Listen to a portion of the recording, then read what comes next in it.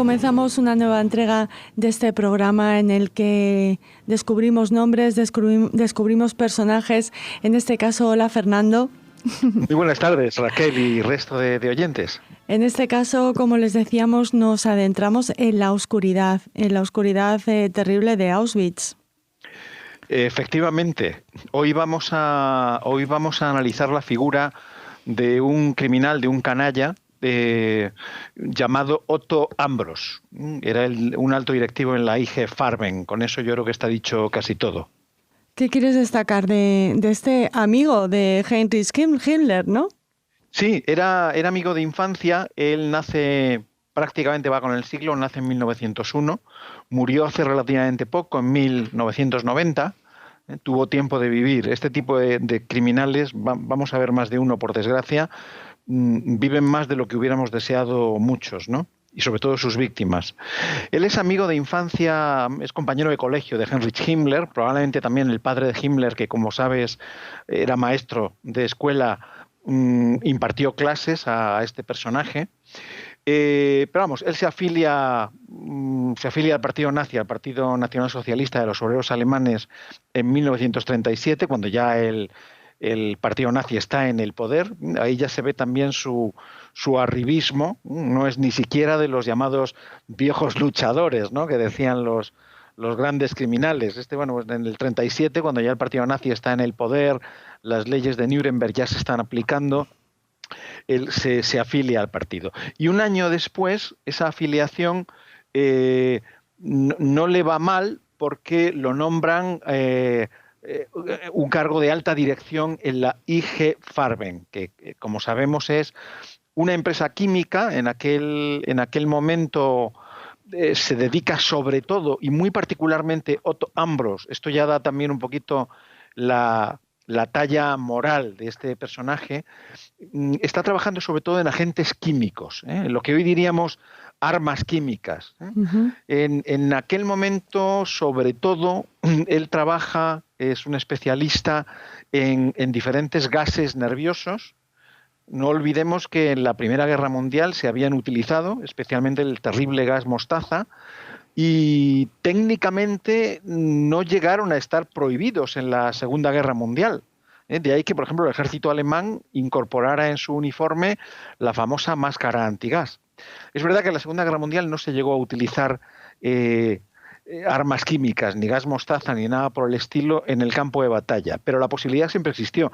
Tanto es así que Otto Ambros, nuestro personaje de oscuridad de hoy, desde 1938 en adelante estuvo trabajando básicamente con el desarrollo de dos gases terribles, el gas sarín, que desarrolla a partir de 1938, y sobre todo el Soman, que empiezan a experimentar los nazis ya al final de la guerra, en 1944. No se sabe realmente qué habría ocurrido de prolongarse un poco más la guerra, si habrían llegado realmente a utilizar el gas Soman. Pero para que te hagas una idea, Raquel, el gas Oman es el que probablemente se empleó en Siria, sí, en los ataques que utilizó Assad contra los rebeldes, ¿no? Sí, nos suena, desafortunadamente nos suena mucho. Sí, efectivamente. Y además hemos visto, lo digo, porque bueno, todo el mundo tiene en mente las imágenes que hoy en día difícilmente se escapan a través de los medios, ¿no? Bueno, Saddam probablemente en Irak también utilizó alguno de estos gases. Bueno, este personaje se dedica a estas labores en la IG Farben, hasta que en 1941 el director de la gran empresa alemana, que luego desarrollaría el malhadado Ciclón B, el gas con el que se exterminó, se asesinó a millones de judíos en los campos de exterminio. Esta es la empresa que lo desarrolla, el Ciclón B. Pero bueno, en 1941 el director de la IG Farben, Karl Krauch, le encarga que gestione un emplazamiento para la construcción de una producción, de una fábrica que fabrique caucho sintético, necesario, como imaginas, para poder mantener la guerra la guerra viva, ¿no? El caucho sintético necesario para equipamientos, por ejemplo, de automóviles y de vehículos blindados durante el conflicto. Ambros decide entonces, se decanta por la población polaca de Auschwitz para construir muy cerquita de lo que luego sería el campo de exterminio una planta de producción Auschwitz-Buna, sí, también conocida como Monowitz,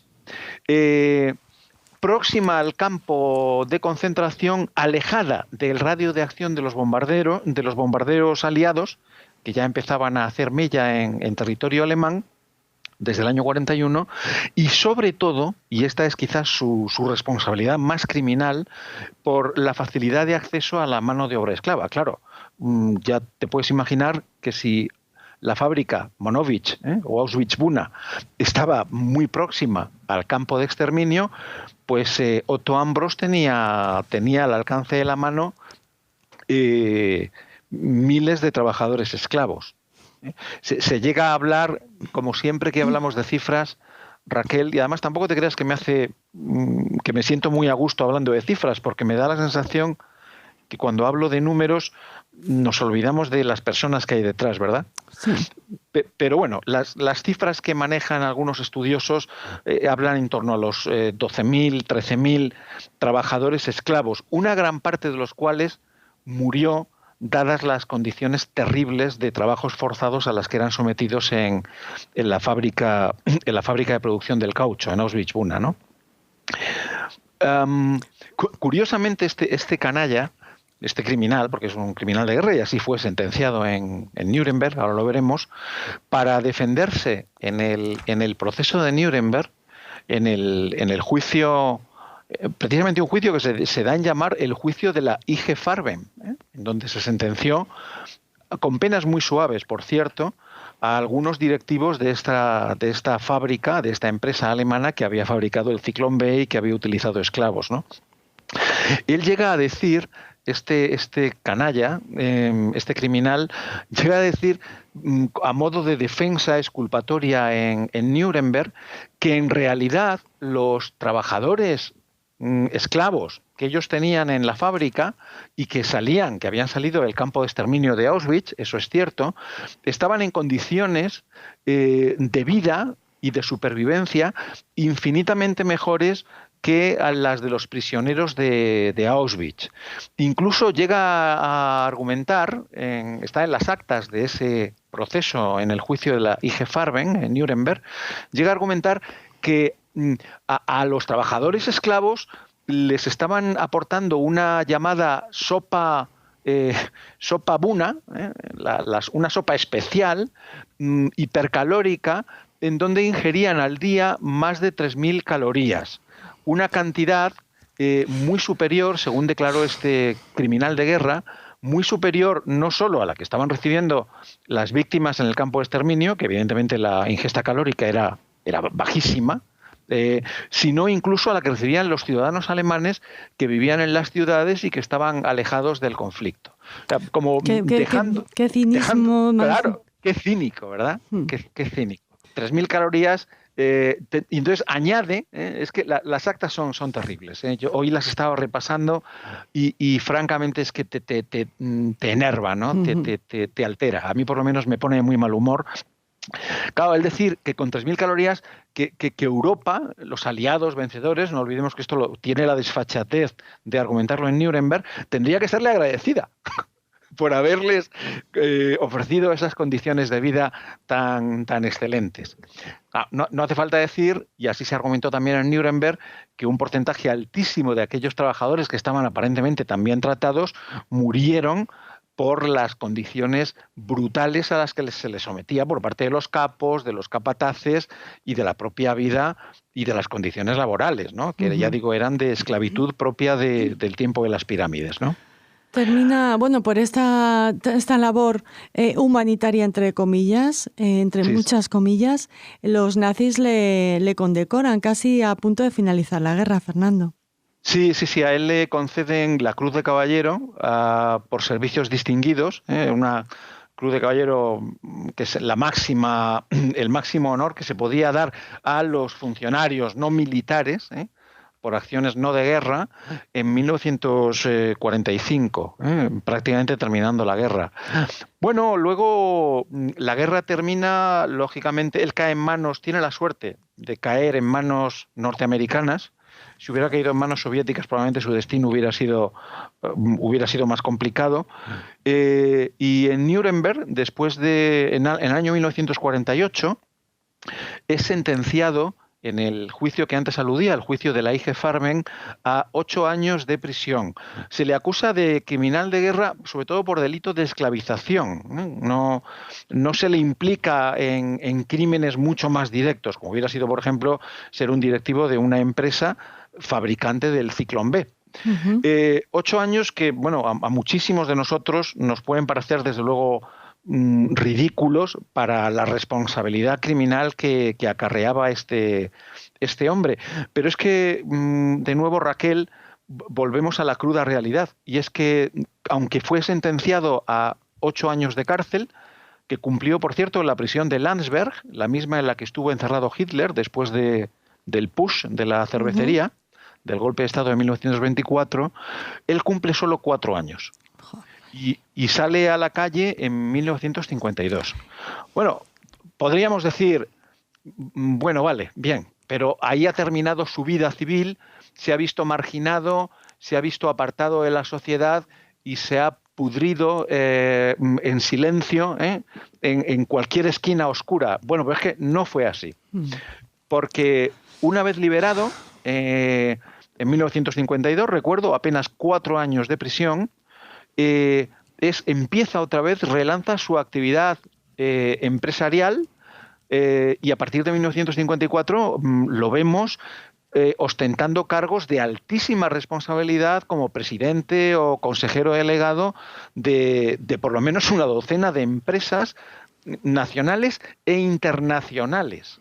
Raquel, por ejemplo, con la US Army Chemical Corps, una empresa vinculada al ejército de los Estados Unidos, vinculado precisamente al desarrollo de armas químicas, pero también a la empresa química Grunenthal, que a la gente que tiene una cierta edad, como es mi caso, yo tengo ya 54 años, nos suena mucho porque esta empresa farmacéutica, Grunenthal, fue la fabricante de un fármaco en los años 60, o sea, los niños de mi generación, que se llamaba la talidomida. No sé si te sonará. Bueno, me suena porque tuvo consecuencias terribles en muchos bebés, ¿no? Que sufrieron malformaciones.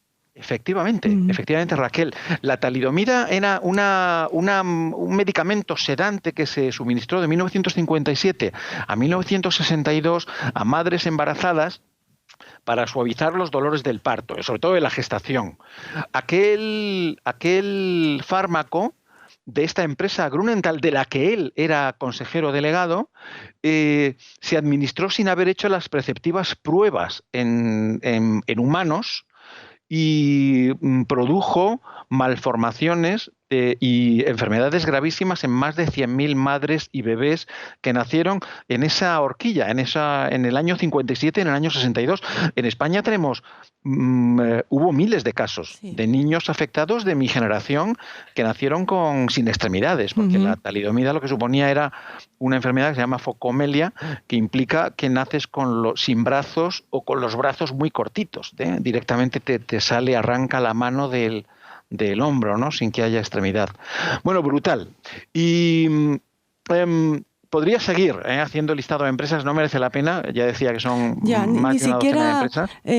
No sé si merece la pena, Fernando, ni siquiera preguntarnos si estas empresas, y no ya las alemanas, las internacionales, sabrían el pasado, conocerían el pasado criminal de Otto Ambros. Me atrevo a decir que sí y que no les importaba, ¿no?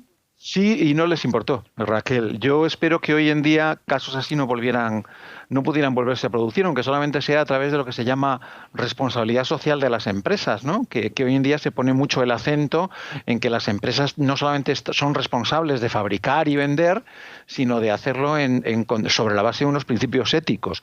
Y desde luego hoy en día un personaje así hubiera sido absolutamente inaceptable en cualquier empresa. Ujú. Su última participación, ojo al dato, fue también consejero del gran grupo Flick, que en España lo conoceremos por el gran escándalo político que supuso en los años 90, cuando se descubrió que Flick, a través de una fundación alemana para promover la socialdemocracia, era una fundación de corte político, detrás de la cual estaba, por cierto, Adenauer,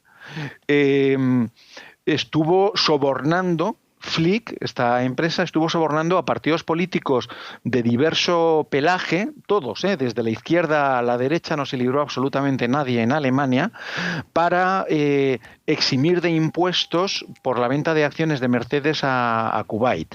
Bueno, esto salpicó a España también, y en particular al gobierno socialista de Felipe González, con el llamado escándalo Flick, porque se descubrió, llegó incluso al Parlamento. Los que tenemos una cierta edad recordamos perfectamente aquel escándalo político, que la Fundación Flick en Alemania había engrasado adecuadamente al Partido Socialista Obrero Español con 1 millón de marcos de la época. Te hablo de los años 80, aunque el escándalo se destapó en los 90.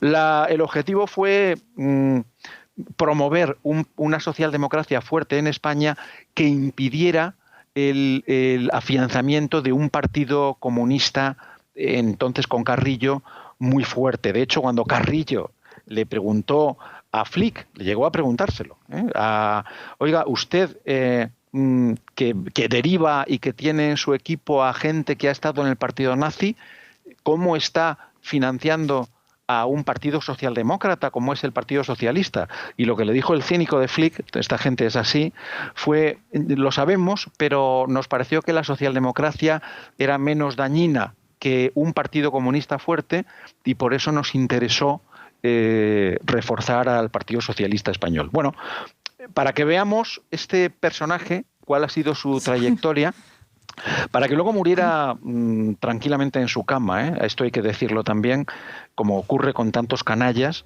en 1990. Murió en su cama, supongo que sin ningún tipo de remordimiento y, por desgracia, rodeado de honores y de lujo. Bueno, pues aquí le rodeamos de todo lo contrario.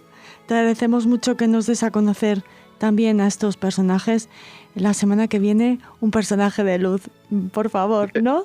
Sí, efectivamente, que nos ilumine un poquito, porque estos realmente son absolutamente execrables. Pero bueno, hay que conocerlos también y estar atentos. Ya no viven muchos, pero sí que hay muchos que los justifican todavía, o que minimizan este tipo de, lo que algunos llaman deslices. Bueno, estos deslices suponen la muerte de miles de personas, ¿no? Y la tortura de miles de personas. Así terminamos, Fernando. Hasta la próxima semana. Muchísimas gracias. Un abrazo muy fuerte, Raquel, a ti y a todos los oyentes de Radio Sefarad.